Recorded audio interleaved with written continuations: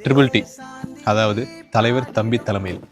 என்ன படங்க, ஜீவாக்கு சரியான ஒரு கம்பேக் படம்னே சொல்லலாம். இந்த படத்தை பற்றி கண்டிப்பாக பேசி ஆகணும், வாங்க பேசலாம். தலைவர் தம்பி தலைமையில் ஜீவாவுக்கு ஒரு பெரிய கம்பேக் படம்னே சொல்லலாம்ல. ஜீவாவோட ஆக்டிங் சொல்லவே தேவையில்லைங்க, இந்த படத்தில் சூப்பராகவே பண்ணியிருக்காரு. இந்த படத்தை டைரக்ட் பண்ணது நிதிஷ் சகாதேவ். இவருக்கு ஃபர்ஸ்ட் படம் பார்த்தீங்கன்னா ஃபிலிமி, இப்போ ட்ரிபிள் டி. ஒரு சைட் கல்யாண வீடு, இன்னொரு சைட் இறந்தவங்க வீடு. இதை வச்சே கதையை சூப்பராக கொண்டு போயிட்டாரு. மலையாள டேரக்டர்னா சும்மா வாங்க, எப்பவுமே சூப்பராக தான் பண்ணுவாங்க. இந்த சூப்பரான படத்தை ப்ரொடியூஸ் பண்ணது பார்த்தீங்கன்னா கண்ணன் ரவி.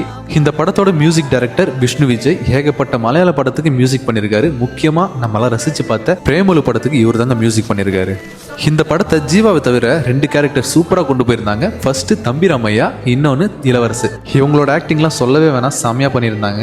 இன்னொரு கேரக்டர் பார்த்தீங்கன்னா ஜென்சன் திவாகர். இவரோட ஆக்டிங் எல்லாருக்குமே பிடிச்சிருக்கும். இந்த படத்தை மலையாளத்தில் கொண்டாடி இருப்பாங்களோ இல்லையோ, தமிழில் சூப்பராகவே கொண்டாடினாங்க. இந்த அழகான படத்தை கொடுத்ததுக்கு ப்ரொடியூசர்